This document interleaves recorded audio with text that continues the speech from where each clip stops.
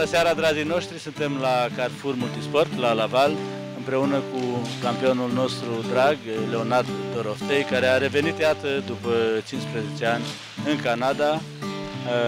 Leonard, bună seara și mulțumim pentru timpul pe care ne l-ai acordat. Bine te-am regăsit aici în Canada. Bună seara, bine v-am regăsit pe toți.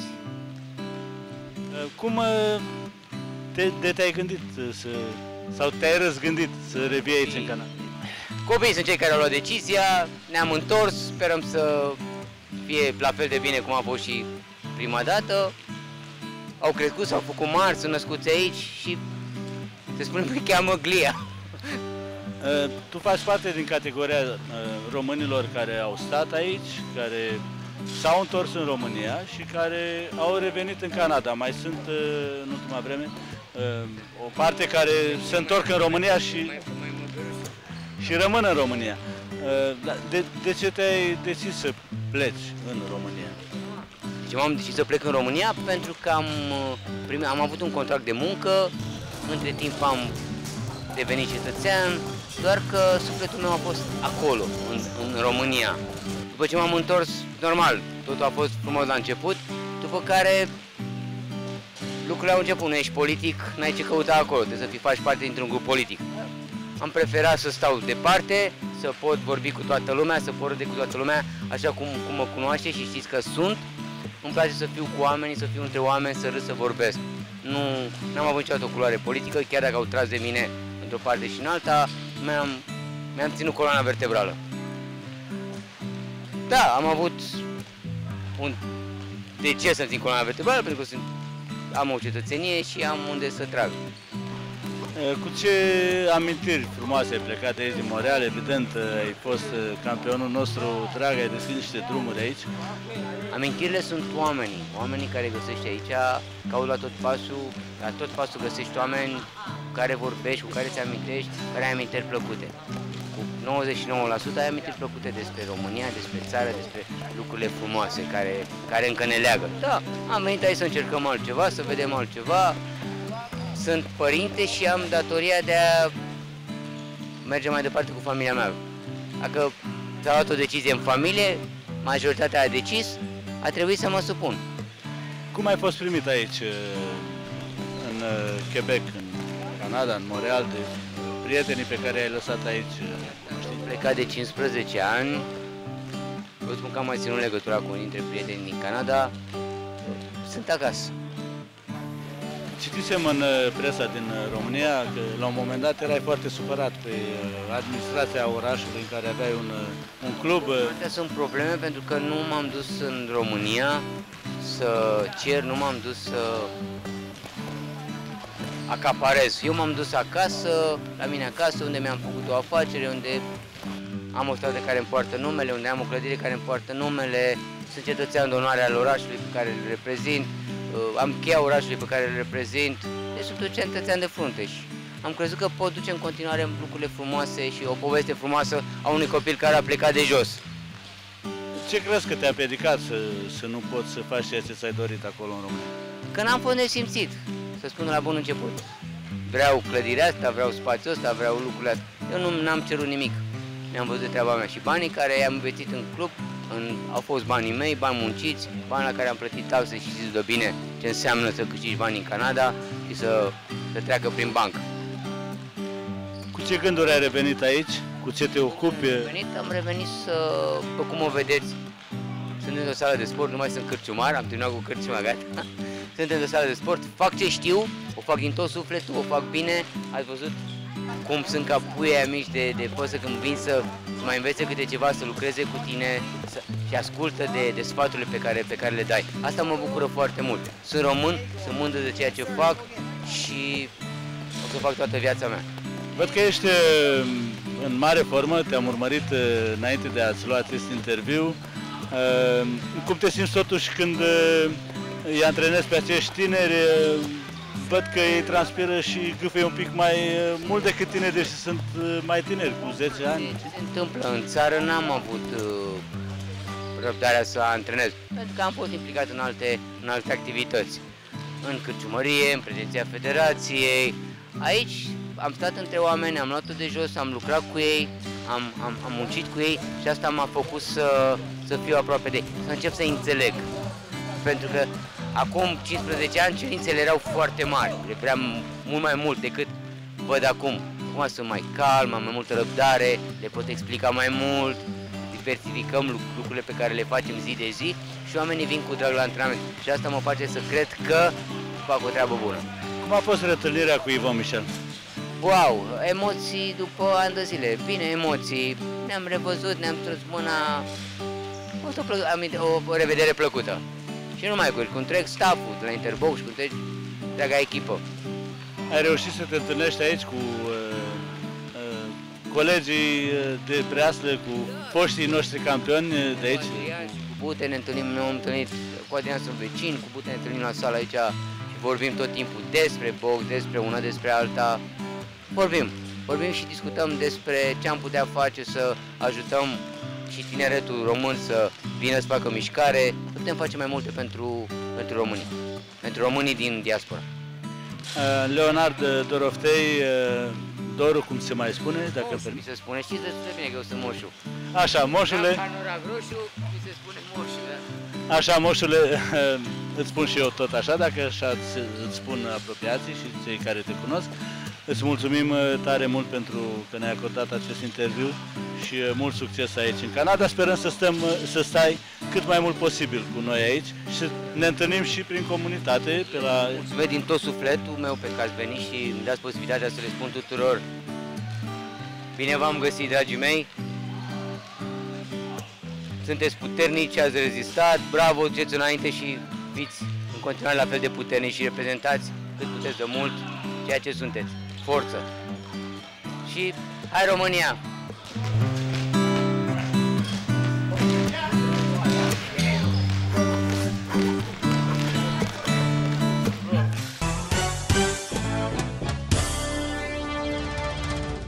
Avez-vous le sentiment que ces Romains-là qui étaient à l'époque dans un pays communiste très dictatorial, un régime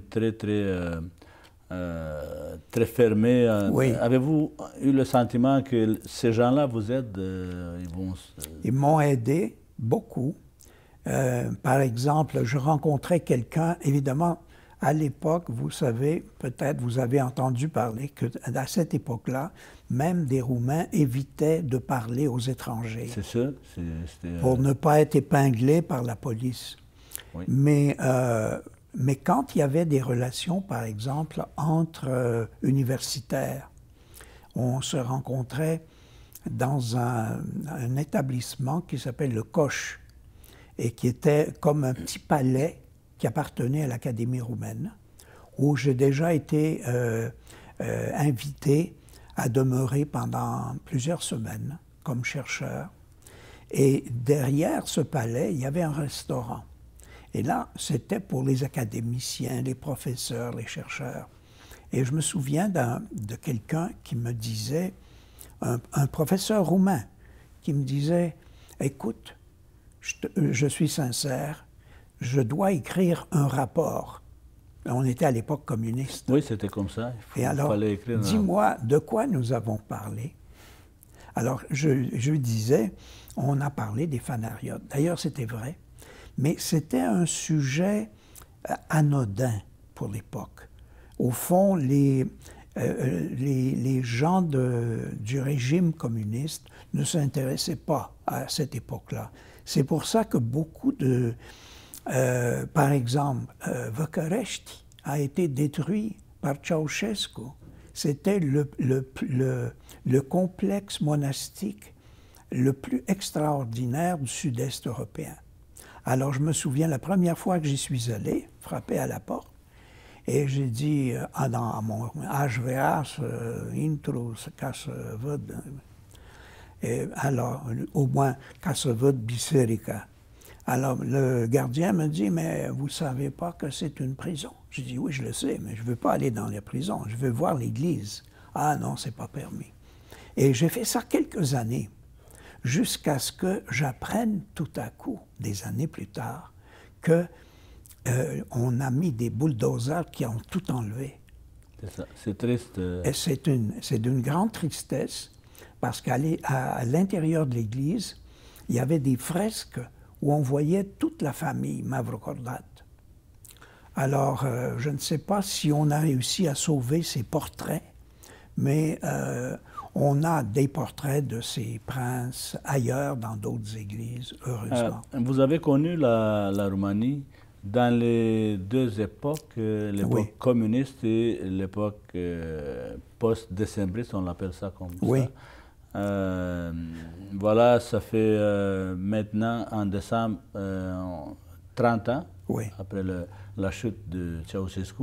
Comment vous voyez la Roumanie avant et après, et les Roumains que vous côtoyez ici à Montréal, parce qu'ici aussi il y a des Roumains qui ont immigré au Canada, mais qui ont passé une partie de leur vie dans les deux systèmes. Ce que je dois dire pour l'époque communiste, c'est qu'il y avait des gens qui étaient dans des centres de recherche et qui étaient d'un niveau tellement élevé, tellement supérieur, mais qui ne pouvaient pas avoir de relation avec des étudiants parce qu'ils étaient d'origine bourgeoise, par exemple. Et le régime ne pouvait pas se débarrasser d'eux, comme ça, facilement, parce que c'était les gens les plus érudits dans tel domaine. Indispensable. Indispensable pour la réputation de la Roumanie. Et ces gens-là m'ont beaucoup aidé. Soit, par exemple, je vous disais que en Roumanie, à l'époque, on ne pouvait pas exporter des livres qui ont été imprimés avant 1947. Donc, un jour, je trouve 2 volumes de la collection, c'est une collection qui s'appelle Hurmuzaki. Et c'est des textes dans diverses langues avec la traduction roumaine. Mais c'est des éditions de Nicolae Iorga, par exemple, et d'autres de l'époque. C'est-à-dire, je trouve un volume de 1880. Et là, je me demandais comment est-ce que je vais faire pour le sortir de Roumanie. Et l'un de ces professeurs que je connaissais, qui m'a dit, écoutez, donnez-moi le livre, je vais vous l'envoyer par la valise diplomatique. Ce qu'il a fait. Et c'est grâce à sa collaboration et aussi à la collaboration des gens qui étaient à la bibliothèque aussi. C'est quand même un acte de courage à cette époque-là. Tout à fait, tout à fait. Imaginez si on l'avait pris, c'est le cas de le dire, les mains dans le sac, dans la valise diplomatique pour sortir quelque chose. Oui. Mais aussi, il y avait comme une intelligence avec ces gens-là qui vous donnaient des renseignements au lieu de les garder pour eux-mêmes. Et voilà, vous visitez la Roumanie très souvent. Comment vous voyez le Bucarest, par exemple, maintenant, c'est quand même une ville très active les dernières années? Je vous le dis franchement, chaque fois que je vais en Roumanie, c'est chaque année, je suis toujours étonné de voir les changements qui se voient à vue d'œil, en particulier dans la construction d'édifices. Alors c'est énorme, il y a eu un boom que ce soit les gratte-ciel, l'architecture très moderne aussi. Par exemple, la dernière fois que je suis allé, j'ai visité la Bibliothèque nationale, la nouvelle bibliothèque. Écoutez, c'est quelque chose d'extraordinaire. Il y a certainement en Roumanie, en Bucarest, dans d'autres villes, des places, des édifices que vous aimez beaucoup. Ça serait quoi? Je dirais que le premier qui m'a frappé, mais aussi qui m'a séduit et ému aussi, c'est Mogoșoaia. Oui, le palais de... Le palais de Mogoșoaia. Et bon, aussi, j'ai visité un peu partout que ce soit en Moldavie, moins, mais en Valachie et en Transylvanie, beaucoup de monuments d'autrefois. Et pour moi, même quand c'est un monument qui est en ruine, quand vous savez que vous avez lu l'histoire et vous savez que tel voïvode y a vécu, c'est comme si c'était animé d'un halo de sentiments. Avez-vous goûté les sarmale mici? Tout ça, bien sûr. Une chance, on en trouve aussi à Montréal, dans certains restaurants. Pălinca Mais tout ça... Cum vi se pare? Oui. Cum vi se pare pălinca? Un peu trop... Oui. Non, pour ma part, je préfère les mititei. Très bien. Monsieur Bouchard, malheureusement, c'est tout le temps qu'on avait. C'est sûr que c'est un sujet qu'on aurait pu débattre en long et en large, mais l'essentiel, c'est que voilà, un Québécois, un Canadien, un francophone aimant de la culture humaine, c'est vraiment impressionnant. Puis pour nous, c'est un honneur de vous avoir eu aujourd'hui. Mais je vous remercie beaucoup de m'avoir invité pour parler de ce sujet qui me passionne, bien sûr. Et vous savez, une autre fois, peut-être, on pourra parler des caractéristiques de la langue roumaine. Parmi toutes les langues néo-latines, c'est la plus intéressante. C'est sûr que ça serait vraiment un sujet très intéressant. Et pour qu'il reste juste quelques jours avant la fête nationale de la Roumanie, vous pouvez souhaiter aux Roumains en langue roumaine quelque chose. Oh, ça serait compliqué, là. La mulțani. Et c'est ça. Mais je participe toujours aux fêtes roumaines et j'ai beaucoup d'affection pour le peuple et aussi pour sa résilience au cours de son histoire. Merci beaucoup. C'est moi qui vous remercie. Dragii noștri, iată, am avut un dialog foarte, foarte interesant. Pe mine m-a emoționat chiar pe alocuri faptul că un canadian francofon este atât de aproape, ba chiar sedus de limba, de cultura română, domnul profesor universitar Jacques Bouchard. Încă o dată vă reamintim două cărți scrise de domnul profesor Jacques Bouchard în limba română, Răgazurile lui Filoteus și Nicolae Mavrocordat, scuzați, domn și cărturar al iluminismului timpuriu. Vă încurajăm să le căutați și de ce nu să le și cumpărați, să le citiți. Mulțumim!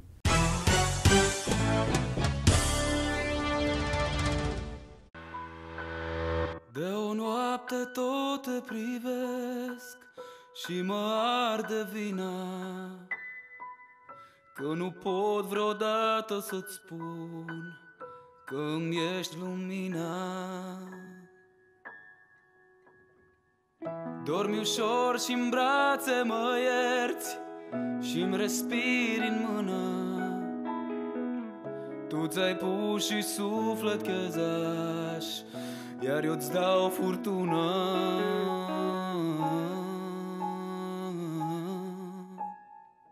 Hey, hey, hey, hey, când îngerii pleacă, baby, demonul sunt eu. Strânge-mă să uit de mine la pieptul tău, la pieptul tău. Când îngerii pleacă,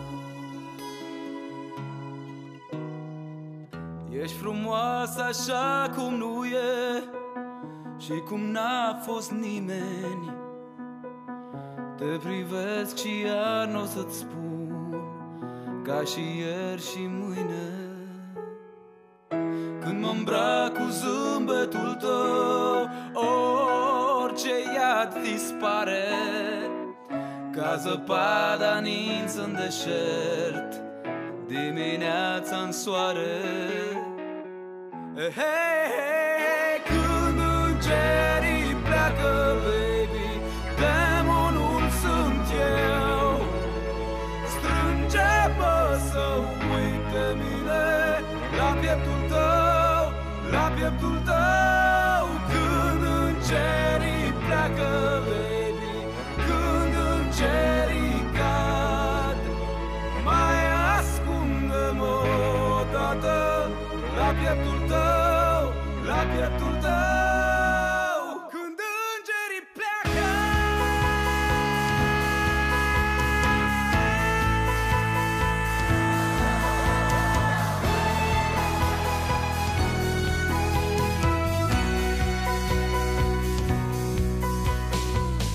Viața mea a fost ca un vânt care bate-n proră, m-a mușcat de suflet mereu, floare carnivoră. Ai răbdare, copil al meu, inima-mi dezleagă, și ai să vezi că eu m-am născut să te fac întreagă.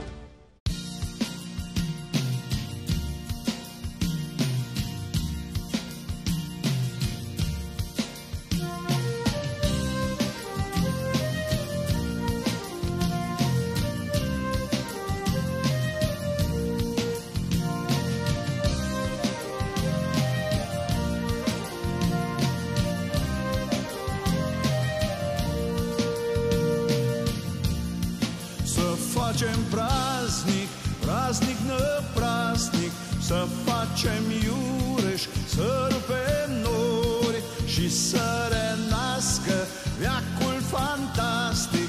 Să facem praznic, frați și surori, surle și strune să glăsuiască, să ne îmboldească la joc și la dans. Praznic cuprinde firea lumească, cânturi și hore țină-se lanț.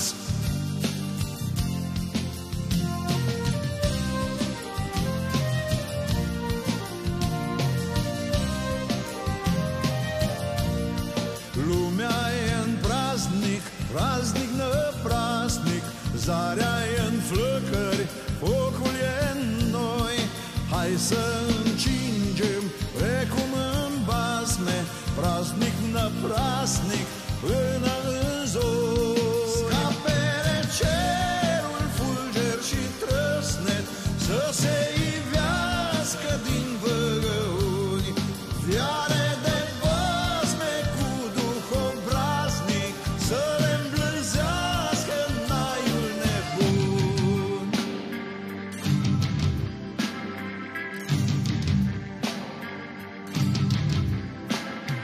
Hai, strânge grumazul la spidei, hei, simte cârcei în picior. Ia, țintă grifonul și prinde-i trunchiul înaripat și apoi ușor înalță-n zbor.